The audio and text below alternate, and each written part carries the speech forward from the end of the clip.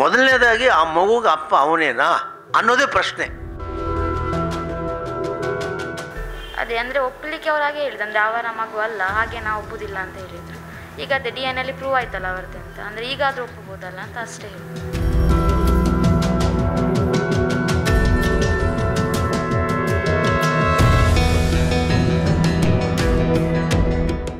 ಆ ಮಗು ಹುಟ್ಟಿದೆ, ಆ ಮಗುವಿಗೆ ನ್ಯಾಯ ಹೆಂಗೆ ಸಿಗಬೇಕು ಅನ್ನೋದು ನೋಡಬೇಕು.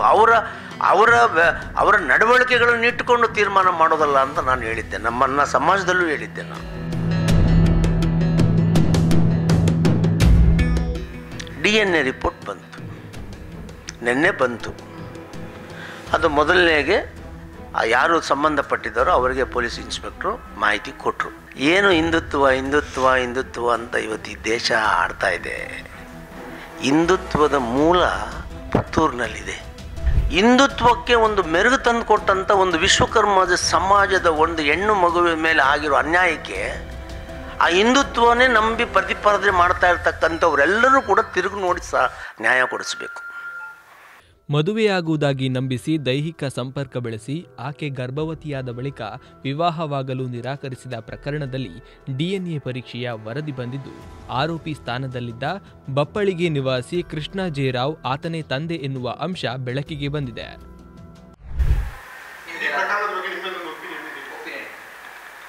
ಅದೇ ನಾನಷ್ಟೇ ಹೇಳೋದು, ಫಸ್ಟಿಗೆ ನಾನು ಅವನದೇ ಮಗು ಅಂತ ಹೇಳಿದ್ದೆ. ಫಸ್ಟ್ ಅವ್ರು ನಂಬಿದ್ರು, ಮತ್ತೆ ಏನೋ ಅಲ್ಲ ಅಂತೇಳಿ ಹೇಳಿದರು. ಈಗ ಒಂದು ಪ್ರೂವ್ ಆಯ್ತಲ್ಲ ಮುಂದೆ ಅಂತ ಅಷ್ಟೇ. ಒಂದು ಈಗಾದರೂ ಅವರಿಗೆ ಮದುವೆ ಮಾಡ್ಬೋದಲ್ಲ ಅಂತ ಅಷ್ಟೇ ಹೇಳೋದು.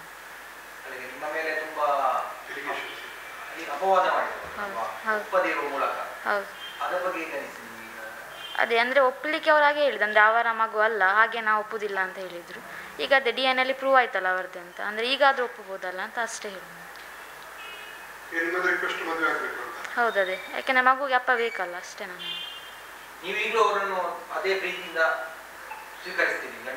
ಸ್ವೀಕರಿಸ್ತೇನೆ.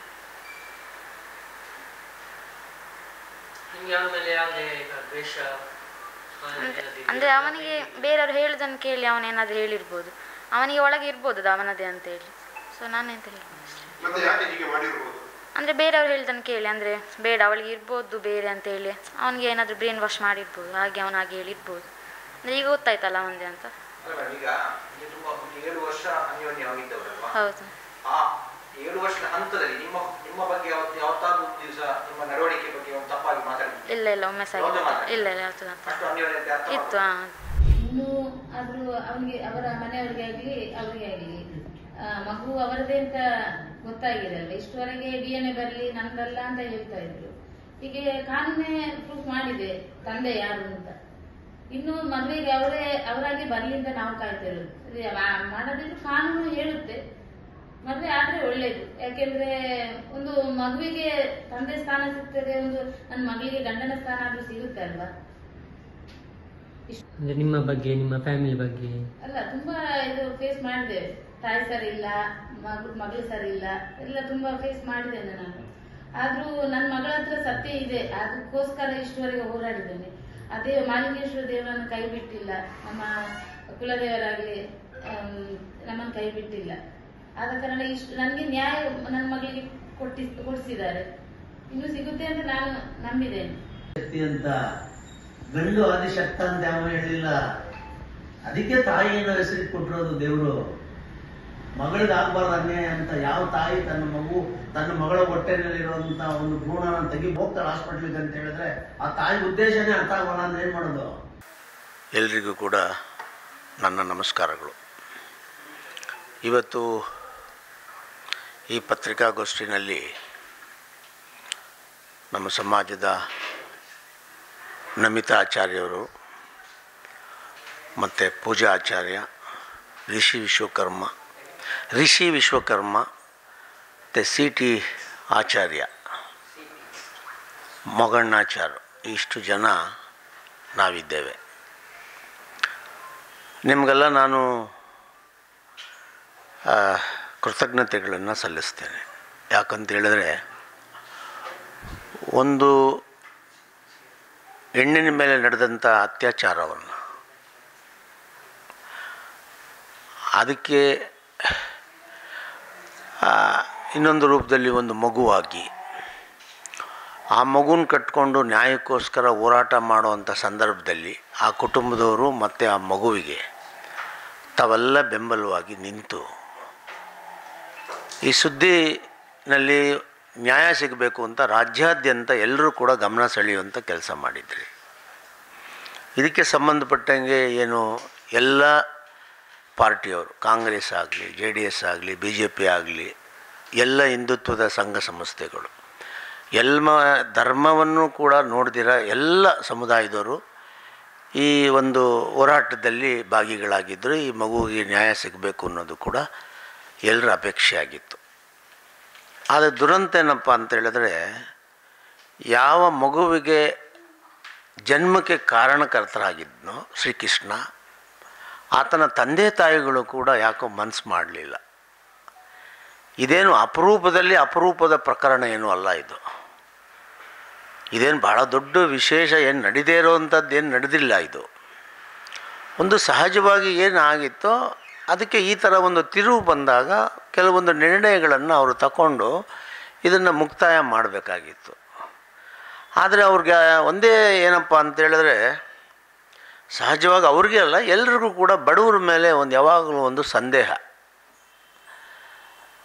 ಯಾವುದೇ ಬಡವರು ಹೆಣ್ಣುಮಕ್ಕಳು ಏನಾದರೂ ಹೇಳಿದ್ರೆ ಅದಕ್ಕೊಂದು 108 ಕ್ವಶನ್ಸು.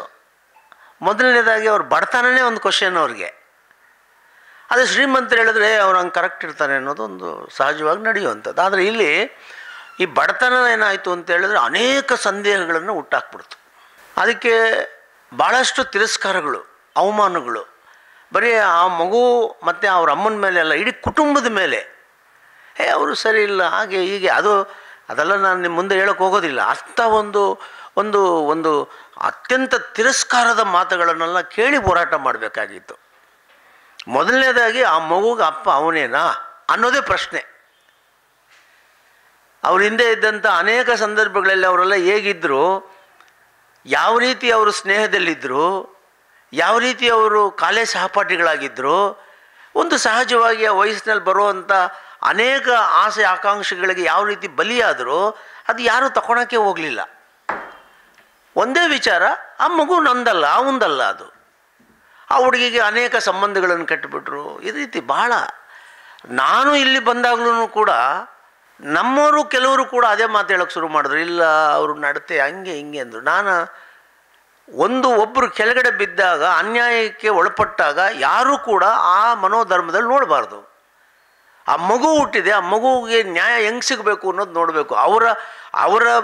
ಅವರ ನಡವಳಿಕೆಗಳನ್ನು ಇಟ್ಟುಕೊಂಡು ತೀರ್ಮಾನ ಮಾಡೋದಲ್ಲ ಅಂತ ನಾನು ಹೇಳಿದ್ದೆ. ನಮ್ಮನ್ನು ಸಮಾಜದಲ್ಲೂ ಹೇಳಿದ್ದೆ ನಾನು. ಅದಕ್ಕೆಲ್ಲದಕ್ಕೂ ಒಂದೇ ಉತ್ತರ ಬೇಕಾಗಿತ್ತು ಅವ್ರಿಗೆ. ಏನು, ಆ ಮಗು ನಮ್ದ ಇಲ್ಲ, DNA ಮಾಡಿಸ್ಬೇಕು. ಈಗ ಹಿಂದಿನ ಕಾಲದಲ್ಲಿ ನೀವು ನೋಡಿರ್ತೀರಿ, ಯಾರಾದರೂ ಗಂಡ ಹೆಂಡತಿ ಮೇಲೆ ಸಂದೇಹ ಪಟ್ಟರೆ ದೇವತೆಗಳೆಲ್ಲ ಕೂಡ ಚಿತೆಗಾರಿ ಪ್ರೂವ್ ಮಾಡಬೇಕಾಗಿತ್ತು. ಅದೇ ದುರಂತ. ಒಳ್ಳೆಯದೇನಪ್ಪ ಅಂದರೆ ಡೆಮಾಕ್ರಸಿನಲ್ಲಿ ಈ DNA ಪ್ರಯೋಗಾಲಯಗಳು ಬಂದ ನಂತರ ಅಪ್ಪ ಯಾರು, ಅಮ್ಮ ಯಾರು, ಅವ್ರ ತಾತ ಯಾರು, ಮುತ್ತಾತ ಯಾರು ಅಂತ ಒಂದು 10 ಜನ್ರೇಷನ್ ಹೇಳೋ ಟೆಕ್ನಾಲಜಿ ಬಂದ ಮೇಲೆ ಅದಕ್ಕೆ ಹೆಸರು DNA ಆಗೋಯ್ತು. ಈಗ ಸೀತಾದೇವಿ ಥರ ಹೋಗಿ ಬೆಂಕಿಗೆ ಬೀಳೋವಂಥದ್ದೇನಿಲ್ಲ, DNA ಮಾಡ್ಬೋದು. ಅದನ್ನೇ ಇಟ್ಟರು ಅವರು ಕೋರ್ಟಲ್ಲೂ ಕೂಡ ಅದೇ ಕಂಟೆಂಟ್ ತೊಗೊಂಡಿದ್ರು, DNA ಆಗಬೇಕು. ಆಮೇಲೆ ನಿಮ್ಗೆ ಗೊತ್ತಿರೋಂಗೆ ನಾನು ಭಾಳಷ್ಟು ನಮ್ಮ ಕಲ್ಲಡ್ಕ ಪ್ರಭಾಕರ್ ಭಟ್ಟವರಾಗಿರ್ಬೋದು, ಕಟೀಲ್ ಆಗ್ಬೋದು, ನಮ್ಮ BJP ಜಿಲ್ಲಾಧ್ಯಕ್ಷರು, ಕಾಂಗ್ರೆಸ್ಸವರು, ನಮ್ಮ ಶಾಸಕರು ಎಲ್ರಿಗೂ ಕೂಡ ನಾನು ಮನವಿ ಮಾಡಿದ್ದೆ. ಅವರೆಲ್ಲರೂ ನಮಗೆ ಸಹಕಾರ ಕೊಟ್ಟರು. ಆದರೆ ಭಾಳಷ್ಟು ಜನರಲ್ಲಿ ಏನಪ್ಪ ಅಂತ ಹೇಳಿದ್ರೆ ಇದೊಂದು ಟೆಸ್ಟ್ ಆಗಿಬಿಡಲಿ, ಅದಕ್ಕೆ ಹೇಳಿದ್ದು. ಬಡವ್ರ ಮಾತನ್ನು ಸಹಜವಾಗಿ ಯಾರೂ ನಂಬೋದಿಲ್ಲ. ಆದರೆ ಇವತ್ತು ಟೆಸ್ಟ್ ಆಯಿತು, DNA ರಿಪೋರ್ಟ್ ಬಂತು, ನಿನ್ನೆ ಬಂತು. ಅದು ಮೊದಲನೇಗೆ ಯಾರು ಸಂಬಂಧಪಟ್ಟಿದ್ದಾರೋ ಅವರಿಗೆ ಪೊಲೀಸ್ ಇನ್ಸ್ಪೆಕ್ಟ್ರು ಮಾಹಿತಿ ಕೊಟ್ಟರು, DNA ಶ್ರೀಕೃಷ್ಣನೇ ಅವರ ಅಪ್ಪ ಆಗಿದ್ದಾನೆ ಅಂತ. ಅದಾದ ನಂತರ ನನಗೂ ಮಾಹಿತಿ ಕೊಟ್ಟರು. ಅದನ್ನು ನಿಮಗೆ ಹೇಳಬೇಕು ಅಂತ ನಾನು ಇವತ್ತು ನವರಾತ್ರಿ ನಡೀತಾ ಇದ್ರೂ ಕೂಡ ನಿಮ್ಗೆ ಹೇಳ್ಬೇಕು. ಯಾಕಂದರೆ ನೀವೆಲ್ಲ ಭಾಳ ಇದರಿಂದ ನಿಂತು ಮಾಡಿದರೆ ನಿಮಗೆ ಆ ಮೊದಲನೇ ಸುದ್ದಿ ಕೊಡಬೇಕು ಅಂಥೇಳಿ ನಾನು ಬಂದೆ. ಇಷ್ಟೆಲ್ಲ ಹೇಳೋ ಉದ್ದೇಶ ಏನು ಅಂತ ನಿಮಗೆ ಗೊತ್ತು. ಆದರೆ ಈಗಿನ ಮುಂದೆ ಏನು ಮಾಡಬೇಕಪ್ಪ ಅಂದರೆ ನನ್ನ ಅಭಿಪ್ರಾಯ ಇದು. ಅವರವರು ಏನಾದರೂ ಆಗ್ಬೋದು. ಇನ್ನು ಕೇಸಿಗೆ ಸಂಬಂಧಪಟ್ಟಂಗೆ ಹೋರಾಟ ಮಾಡಬೇಕು ಅನ್ನುವಂಥದ್ದು ನಮಗೆ ಅಷ್ಟಾಗಿ ಇಂಟ್ರೆಸ್ಟ್ ಇಲ್ಲ. ಕಾನೂನು ಪ್ರಕಾರ ಅಲ್ಲ, ಅದು ಸಿಕ್ಕುತ್ತೆ, ಕೋರ್ಟಲ್ಲಿ ಸಿಕ್ಕುತ್ತೆ. ಅದು ಅಲ್ಲ, ಅದು ನಾನು ಕೊಡೋಂಗಿಲ್ಲ ಅಷ್ಟೇ. ಅಷ್ಟಾಗಿ ನಮಗೆ ಕಾನೂನು ನಾನು ನೋಡಿದ್ದೀನಿ. ಅಲ್ಲ, ಇದು ಕೋರ್ಟಿಗೆ ನೆನ್ನೆ ಸಬ್ಮಿಟ್ ಮಾಡಿದ್ದಾರೆ ಕೂಡ.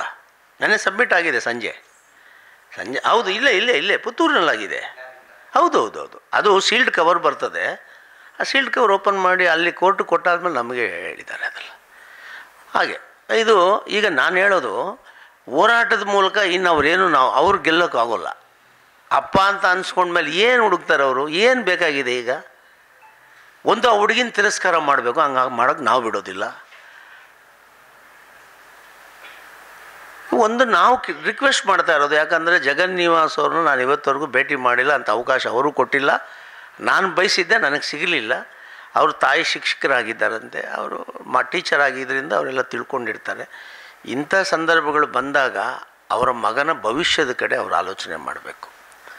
ಈಗ ನಮಗಿರೋ ಒತ್ತಡ ಹೇಗಿದೆ ಅಂತ ಹೇಳಿದ್ರೆ, ಬೇರೆಯವ್ರು ಹೇಳೋದು, ಇಲ್ಲ ಅಷ್ಟು ಅನ್ಯಾಯ ಮಾಡಿ ನಿಮ್ಮ ಸಮಾಜಕ್ಕೇನೆ ಆತ ಒಂಥರ ನಿರ್ಲಕ್ಷ್ಯ ತೋರಿದ್ದಾರೆ, ಯಾಕೆ ಬಿಡಬೇಕು, ಕಾನೂನು ಪ್ರಕಾರ ಹೋರಾಟ ಮಾಡಬೇಕು ಅಂತ. ಆದರೆ ನಾವು ಯಾವುದೂ ಅದಕ್ಕೆ ಒಪ್ಪೋದಿಲ್ಲ. ಆ ಗಂಡ ಹೆಂಡತಿಯಾಗಿ ಬಾಳಿ ಆ ಹುಟ್ಟಿರೋ ಮಗುಗೆ ಅವನ ಅಪ್ಪನ ಪ್ರೀತಿ ಸಿಗಬೇಕು. ಸಮಾಜದಲ್ಲಿ ತಂದೆ ಇಲ್ಲ ಅಂದರೆ ಏನಾಗುತ್ತೆ ಅಂತ ಎಲ್ಲರಿಗೂ ಗೊತ್ತಿದೆ ಸರ್.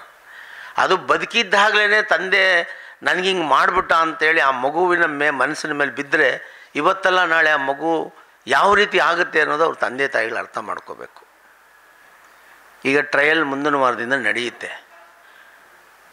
ಯಾವುದೇ ಕಾರಣಕ್ಕೆ ಕಾನೂನು ಪ್ರಕಾರ ಆತ ಆ ಮಗುವಿನ ತಂದೆ ಅಲ್ಲ ಅನ್ನೋದು ಎಲ್ಲೂ ಇಲ್ಲ ಅನ್ನೋಕ್ಕಾಗೋದಿಲ್ಲ. ನಮ್ಮ ಮನವಿ ಅಷ್ಟೇ, ಆ ಮಗುವಿಗೆ ಅಪ್ಪ ಬೇಕು, ಆ ಹುಡುಗಿಗೆ ಮದುವೆ ಮಾಡಿಕೊಂಡು ಆ ಮನೆ ತುಂಬಿಸ್ಕೋಬೇಕು. ಮತ್ತು ಎಲ್ಲ ಅವರೇನು ಕೇಳ್ತಾರೆ ಅದನ್ನು ಸಮಾಜದ ಒಬ್ಬ ಅಧ್ಯಕ್ಷನಾಗಿ ನಾನೇ ನಿಂತು ಮಾತುಕತೆಯನ್ನು ಮಾಡ್ತೀನಿ. ಆ ಒಂದು ಸಂಸಾರ ಹುಟ್ಟಾಕೋದಕ್ಕೆ ಏನೆಲ್ಲ ಪ್ರಯತ್ನ ಮಾಡಬೇಕೋ ನಾನು ಅವ್ರ ಜೊತೆ ನಿಂತು ಸಹಕಾರ ಕೊಡ್ತೀನಿ. ಇದನ್ನು ಸಮಾಪ್ತಿ ಮಾಡಬೇಕು.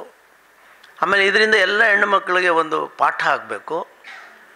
ಲಕ್ಷಾಂತರ ಈ ಥರ ಪ್ರಕರಣಗಳು ದೇಶದಲ್ಲಿ ನಡೀತವೆ. ಎಲ್ರಿಗೂ ಇದೇ ಥರ ನ್ಯಾಯ ಸಿಗುತ್ತೆ ಅಂತ ಭಾವಿಸಬಾರ್ದು. ತಂದೆ ತಾಯಿಗಳು ತುಂಬ ಕಷ್ಟಪಟ್ಟು ಮಕ್ಕಳನ್ನ ಓದಿಸ್ತಾರೆ, ನಂಬಿಕೆ ಮೇಲೆ ಕಾಲೇಜುಗಳಿಗೆ ಕಲಿಸ್ತಾರೆ. ಅವರು ಒಂದೊತ್ತಿದ್ದು ಮಕ್ಕಳು ಮೂರೊತ್ತು ತಿನ್ನಬೇಕು ಅನ್ನೋ ಒಂದೇ ಒಂದು ಗುರಿನಲ್ಲಿ ಮಕ್ಕಳನ್ನ ವಿದ್ಯಾವಂತರಾಗಿ ಮಾಡ್ತಾರೆ. ಈ ಥರ ತಪ್ಪುಗಳನ್ನು ಮಾಡಲೇಬಾರ್ದು. ತಂದೆ ತಾಯಿ ಸಂಸಾರ ಸಂಬಂಧಗಳ ಬಗ್ಗೆ ಒಂದು ಬದ್ಧತೆಯಿಂದ ನಡ್ಕೋಬೇಕು. ಎಲ್ರಿಗೂ ಈ ಥರ ನ್ಯಾಯಾಲಯಕ್ಕೆ ಹೋಗಿ ಅವನೇ ನಿಮ್ಮಪ್ಪ ಅನ್ನೋಂಥ ತಂದು ತೋರಿಸೋವಂಥ ಸಂಖ್ಯೆ ತುಂಬ ಕಡಿಮೆ. ಅದಕ್ಕೆ ಇದೊಂದು ಪಾಠನೂ ಆಗಬೇಕು ಹೆಣ್ಣುಮಕ್ಕಳಿಗೆ. ಅದಕ್ಕೆ ಇದಕ್ಕೋಸ್ಕರ ಎಷ್ಟು ಜನ ಪಾಪ ಭಾಳ ರಾಜ್ಯಾದ್ಯಂತ ಆ ಮಗುಗೆ ಅಪ್ಪ ಸಿಗಬೇಕು ಅನ್ನೋ ಒಂದೇ ಕಾರಣಕ್ಕೆ, ಆ ಮಗು ತಬ್ಬಲಿ ಆಗಬಾರ್ದು ಅಂತ ಒಂದೇ ಕಾರಣಕ್ಕೆ ಇವರೆಲ್ಲರೂ ನಿಂತು ಮಾಡಿದ್ದಾರೆ. ಅವ್ರಿಗೂ ಕೂಡ ಈ ಮಾಹಿತಿ ಹಂಚ್ಕೋಬೇಕು ನಿಮ್ಮ ಮುಖಾಂತರ ಅಂತ ನಾನು ಬಂದಿದ್ದೇನೆ. ಎಷ್ಟು ನಿಮ್ಮ ಹತ್ರ ಹೇಳಬೇಕು ಅಂತ. ಮುಂದೆ ಕಾನೂನು ವ್ಯವಸ್ಥೆಯಲ್ಲಿ ನಡೆಯುತ್ತೆ. ನಾನು ಪದೇ ಹೇಳ್ತಾ ಇದ್ದೇನೆ, ಕಾನೂನು ಸಂವಿಧಾನದಲ್ಲಿ ಭಾಳ ಕಠಿಣವಾಗಿದೆ. ಅದು ಯಾರನ್ನೂ ಬಿಡೋದಿಲ್ಲ, ಯಾವುದಕ್ಕೂ ಮುಲಾಜಿಗಿರಿ ಇಲ್ಲ. ಇದನ್ನೇನಾದ್ರೂ ನಾವು ಸಾಫ್ಟಾಗಿ ನಂಜುಂಡಿಯವರು ಮಾತಾಡ್ತಾ ಇದ್ದಾರೆ ಅನ್ನೋಂಥ ಬೇರೆ ರೀತಿ ಆಲೋಚನೆ ಮಾಡಬಾರ್ದು. ನಮ್ಮ ಸಮಾಜ ಸಾಮಾಜಿಕವಾಗಿ ದುರ್ಬಲ ಇರ್ಬೋದು, ಆದರೆ ಹೋರಾಟಗಳಲ್ಲಿ ದುರ್ಬಲ ಅಲ್ಲ ನಾವು. ಈ ಥರ 100 ಪ್ರಕರಣಗಳು ಬಂದ್ರೂ ಗೆಲ್ಲುವಂಥ ಸಾಮರ್ಥ್ಯ ನಮಗಿದೆ. ಆದರೆ ಇದು ಸಂಸಾರ. ಇದು ನಾವು ತಲೆ ತಗ್ಗಿಸೇ ಅವ್ರ ಹತ್ರ ಮಾತುಕತೆಗೆ ಹೋಗ್ತೀನಿ ನಾನು. ಬಿಕಾಸ್ ನಾವು ಹೆಣ್ಣು ಮಗು ಪರ ಇರೋರು ಇರ್ತೀವಿ. ನಾವು ತಪ್ಪಾಗೋಗಿದೆ ಕ್ಷಮಿಸುವಂಥ ಔದಾರ್ಯ ಮನಸ್ಸನ್ನು ಅವ್ರ ತಂದೆ ತಾಯಿಗಳು ತಗೋಬೇಕು. ಮತ್ತು ಆ ಸಮಾಜದಲ್ಲಿ ಭಾಳಷ್ಟು ಜನ ಮುಖಂಡರುಗಳಿದ್ದಾರೆ, ಅವರೆಲ್ಲ ಆಲೋಚನೆ ಮಾಡಬೇಕು. ಆಮೇಲೆ ನಿಮಗೆಲ್ಲ ಗೊತ್ತಿರೋಂಗೆ ಏನು ಹಿಂದುತ್ವ ಅಂತ ಇವತ್ತು ಈ ದೇಶ ಆಡ್ತಾ ಇದೆ. ಹಿಂದುತ್ವದ ಮೂಲ ಪುತ್ತೂರಿನಲ್ಲಿದೆ. ಪುತ್ತೂರು ಇಡೀ ಹಿಂದುತ್ವದ ಒಂದು ಮುಖವಾಣಿಯಾಗಿದೆ. ಆ ಸ್ಥಳದಲ್ಲಿ ಹಿಂದುತ್ವಕ್ಕೆ ಒಂದು ಮೆರುಗು ತಂದು ಕೊಟ್ಟಂಥ ಒಂದು ವಿಶ್ವಕರ್ಮದ ಸಮಾಜದ ಒಂದು ಹೆಣ್ಣು ಮಗುವಿನ ಮೇಲೆ ಆಗಿರೋ ಅನ್ಯಾಯಕ್ಕೆ ಆ ಹಿಂದುತ್ವನೇ ನಂಬಿ ಪ್ರತಿಪಾದನೆ ಮಾಡ್ತಾ ಇರ್ತಕ್ಕಂಥವ್ರೆಲ್ಲರೂ ಕೂಡ ತಿರುಗಿ ನೋಡಿ ನ್ಯಾಯ ಕೊಡಿಸ್ಬೇಕು. ಅದಕ್ಕೆ ನಾನಿಲ್ಲಿ ಏನು ಮಾಡೋಕ್ಕೆ ಬಂದಿಲ್ಲ. ನಾನು ಇವತ್ತು ಈ ವಿಚಾರನ ಯಾರೆಲ್ಲ ಹೋರಾಟ ಮಾಡಿದ್ರು ಹಿಂದುತ್ವವಾದಿಗಳು, ಯಾರೆಲ್ಲ ಈಕೆ ಬಗ್ಗೆ ಹೋರಾಟಕ್ಕೆ ಸಹಕಾರ ಮಾಡಿದ್ರು, ಅವರೇ ಇದನ್ನು ತೀರ್ಮಾನ ಮಾಡಿ ಅವಳಿಗೆ ಮದುವೆ ಮಾಡಿಸ್ಲಿ, ಅವರೇ ಮಾಡಿಸ್ಲಿ. ಬಜರಂಗ ದಳ ಇದೆ, ಶ್ರೀರಾಮ್ ಸೇನೆ ಇದೆ, BJP ಇದೆ, ಕಾಂಗ್ರೆಸ್ ಇದೆ, ಅಶೋಕ್ ರೈ ಅವರು ಇದ್ದಾರೆ ನನ್ನ ಸ್ನೇಹಿತರು, RSS ಇದೆ, ಮಹಿಳಾ ಸಂಘಟನೆಗಳಿದೆ. ಇವರೆಲ್ಲ ಇವತ್ತು ಹಿಂದುತ್ವದ ಒಂದು ಪ್ರತಿರೂಪ ವಿಶ್ವಕರ್ಮ ಸಮಾಜ. ವಿಶ್ವಕರ್ಮ ಸಮಾಜನೇ ಒಂದು ಸಾಂಸ್ಕೃತಿಕ ಸಮಾಜ. ಆ ಸಮಾಜದ ಹೆಣ್ಮಗು ಮೇಲೆ ನಡೆದಿರೋ ಅನ್ಯಾಯ ಇದು. ಇದಕ್ಕಿಂತ ಇನ್ನೊಂದು ಬೇಕಾಗಿಲ್ಲ ಹೋರಾಟಕ್ಕೋ ನ್ಯಾಯ ಕೊಡಿಸೋದಕ್ಕೋ. ಇದನ್ನು ಕೊಡಿಸ್ಬೇಕು ಅಂತ ನಾನು ಈ ಕ್ಷೇತ್ರದ ಪುತ್ತೂರಿನಲ್ಲಿರ್ತಕ್ಕಂಥ ಎಲ್ಲ ನಾಯಕರುಗಳಿಗೆ, ಎಲ್ಲ ಮುಖಂಡರುಗಳಿಗೆ ಕೈ ಜೋಡಿಸಿ ಪ್ರಾರ್ಥನೆ ಮಾಡ್ತೇನೆ. ಈ ಮಗುವಿಗೆ, ಈ ಫ್ಯಾಮ್ಲಿಗೆ ಒಂದು ಅವಕಾಶ ಮಾಡಿಸ್ಕೊಡಿ. ನಾನೆಲ್ಲೋ ಬೆಂಗಳೂರಿಂದ ಬಂದು ನಾನು ಹೋರಾಟ ಮಾಡೋದಕ್ಕೂ ನಮ್ಮ ಸಮಾಜ ನಿಂತು ಹೋರಾಟ ಮಾಡಿದ್ರೆ ಹಿಂದುತ್ವಕ್ಕೆ ಅವಮಾನ ಇದು. ನಾವು ಮಾಡಿದ್ರೆ ಹಿಂದುತ್ವಕ್ಕೆ ಅವಮಾನ ಇದು. ಅದಕ್ಕೋಸ್ಕರ ಎಲ್ರಿಗೂ ರಿಕ್ವೆಸ್ಟ್ ಮಾಡ್ತೇನೆ, ಇದರಲ್ಲಿ ಎಲ್ಲರೂ ಒಂದು ದೊಡ್ಡ ಮನಸ್ಸು ಮಾಡಿ ಇದನ್ನು ಒಳ್ಳೆ ರೀತಿಯಲ್ಲಿ ಮುಕ್ತಾಯ ಮಾಡೋದಕ್ಕೆ ಸಹಾಯ ಮಾಡಬೇಕು ಅಂತ ನಾನು ತಮ್ಮ ಮೂಲಕ ಕೇಳ್ಕೊತೇನೆ.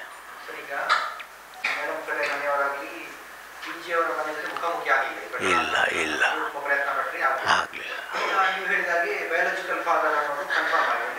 ಹೌದು ಸರ್, ಹೌದು ಸರ್, ಹೌದು ಸರ್, ಹೌದು ಸರ್.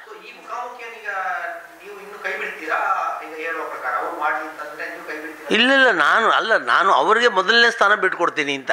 ನಾನು ಹಿಂದೆ ಹೋಗೋ ಪ್ರಶ್ನೆ ಇಲ್ಲ. ನಂಜುಂಡಿಯವರೇ, ನೀವು ಆದಮೇಲೆ ಯಾಕೆ ನನಗೆ ಹೇಳಲಿಲ್ಲ ಅಂತ ಆರೋಪ ಬೇಡ ಅಂತ. ಈಗ ನಿಮ್ಮ ಮುಖಾಂತರನೂ ಹೇಳ್ತೀನಿ, ನಾನು ಫೋನಲ್ಲೂ ಮಾತಾಡ್ತೇನೆ. ಅವರು ಮಧ್ಯಸ್ಥಿಕೆ ವಹಿಸ್ಕೊಳ್ಳಿ, ನಾನು ಇಡ್ತೇನೆ ಜೊತೆಲಿ. ಇವ್ರಿಗೊಂದು ನೆಲೆ ಕಾಣೋವರೆಗೂ ನಾನು ಒಂದೇ ಒಂದು ಹೆಜ್ಜೆನೂ ಹಿಂದೆ ಇಡೋದಿಲ್ಲ. ಆದರೆ ನನ್ನ ಸ್ಥಾನದ ಏನು ಮೊದಲನೇ ಸ್ಥಾನದಿಂದ ಅದನ್ನು ಅವ್ರಿಗೆ ಕೊಡ್ತೇನೆ, ನೀವು ಮಾಡಿ ಅಂತ. ಯಾಕಂದರೆ ಈ ಕ್ಷೇತ್ರದವರು ಆಕೆಗೆ ರಕ್ಷಣೆ ಕೊಡ್ಬೇಕು ಸರ್. ನೀವೇ ಕಾಪಾಡ್ಬೇಕು ಆಕೆನ.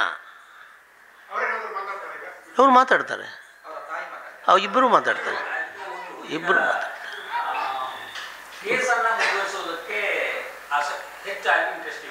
ಇಲ್ಲ, ಕೇಸನ್ನು ಅಂದರೆ ನಾನು ಏನು ಹೇಳ್ತೀನಿ, ಮೊದಲನೇ ಸ್ಥಾನ ಬಂದು ಸಂಸಾರ ಮಾಡೋದಕ್ಕೆ ಒಂದು ರಾಜಿ ಸಂಧಾನ ಮಾಡ್ಕೊಳ್ಳಿ ಅಂತ. ಇಲ್ಲ ಅಂದ್ಬಿಟ್ರೆ ಬೇರೆ ದಾರಿನೇ ಇಲ್ಲಲ್ಲ. ಕೇಸಂತೂ ವಾಪಸ್ ತೊಗೊಳಕ್ಕಾಗೋದೇ ಇಲ್ಲ. ವಾಪಸ್ ಯಾವಾಗ ತೊಗೋಬೋದು ಅಂದರೆ ಇಬ್ಬರು ಕಾಂಪ್ರಮೈಸ್ ಹಾಕಿ ಇಬ್ಬರು ನಾವು ಅವ್ರಿಗೊಂದು ಜೀವನ ಕೊಡ್ತೀವಿ ನಾವು ಅಂತ ಅಂದಾಗ ಅದು. ನಾನು ಹಿಂದೆ ಹೋಗೋದು ಇಲ್ಲ, ಕೇಸ್ ವಾಪಸ್ಸು ತೊಗೊಳೋದಿಲ್ಲ. ಹೌದು, ಜಾಯಿಂಟು ಇಬ್ಬರು ಹೋಗಿ ಅವರಿಗೂ ನಾವು ಮದುವೆ ಮಾಡ್ಕೋತೀವಿ, ಅವ್ರಿಗೆ ನ್ಯಾಯ ಅವರೇ ಹೇಳ್ಬೇಕಲ್ಲ. ಅದಕ್ಕೆ ಬೇರೆ ಕಾನೂನೇ. ಈಗ ಅಪ್ಪನ ಪ್ರಶ್ನೆನೇ ಇಲ್ವಲ್ಲ ಸರ್, ಅದು ಆಮೇಲೆ ನೋಡೋಣ ಸರ್. ಮದುವೆ ಆಗಲಿ ಸರ್. ಎಂತೆಂಥವ್ರು ಬದಲಾವಣೆ ಆಗಿಲ್ವಾ ಸರ್? ಎಂತೆಂಥವ್ರು ಒಂದು ಹೆಣ್ಣಿಗೋಸ್ಕರ 100 ಜನನ ಕಡ್ದು ಹೋಗ್ಬಿಟ್ಟು ಮತ್ತೆ ಬಂದು ಹೆಣ್ಣನ್ನು ಮದುವೆ ಮಾಡ್ಕೊಂಡಿಲ್ವ ಸರ್? ಎಂತೆಂಥವ್ರು ಏನೇನೋ ಆಗಿಲ್ವ ಸರ್? ಅದು ಹೆಣ್ಣಿಗಿಂತ ದೊಡ್ಡ ಶಕ್ತಿ ಇನ್ನೊಂದಿಲ್ಲ ಸರ್. ನೋಡೋಣ, ಮದುವೆ ಮಾಡ್ಕೋಣ. ಆಮೇಲೆ ಅವರಿಬ್ಬರು ಬಾಳ್ವೆ ಸರಿಯಾಗಿ ಆಗೋದಿಲ್ಲ ಅಂತ ನಾವ್ಯಾಕೆ ತೀರ್ಮಾನ ಮಾಡ್ಬೇಕು ಸರ್? ಒಳಗಡೆನೇ ಅವರಿಬ್ಬರು ಚೆನ್ನಾಗೂ ಇರ್ಬೋದಲ್ಲ ಸರ್, ಇವತ್ತಿಗೂ ಚೆನ್ನಾಗಿರ್ಬೋದು, ನನಗೂ ಗೊತ್ತಿಲ್ಲದೆ ಇರ್ಬೋದು ಅದು ಅಲ್ವಾ ಸರ್? ಸರ್, ಒಂದು ಮಗುಗೆ ಜನ್ಮ ಕೊಡ್ತಾನೆ, 7 ವರ್ಷ ಜೊತೇಲಿ ಇರ್ತಾನೆ ಅಂದ ತಕ್ಷಣ ಅದು ಗಂಡ ಹೆಂಡತಿಗಿಂತ ಮೀರಿರೋ ಸಂಬಂಧ ಸರ್ ಅದು. ನಾನು ಅಂದ್ಕೊಳೋದು, ಈಗ ನಾನು ಮದುವೆ ಮಾಡಿದಾಗ ನನ್ನ ಹೆಂಡ್ತಿ ನೋಡಿ ಒಪ್ಕೊಂಡು ಮದುವೆ ಆಗಿರೋದು. ಇದು ಹಂಗಲ್ಲ. ಇದು ಅವ್ರು 7 ವರ್ಷ ಜೊತೆಯಲ್ಲೇ ಇದ್ದ ಕ್ಲಾಸ್ಮೇಟ್ಗಳವರು ತುಂಬ ಅರ್ಥ ಮಾಡ್ಕೊಂಡಿರ್ತಾರೆ. ನಾನು ಹೇಳೋದು ನನ್ನ ಅಭಿಪ್ರಾಯ ಇದು, ಹಿಂಗೆ ಆಗಿದೆ ಅಂತ ಹೇಳೋಲ್ಲ ನಾನು.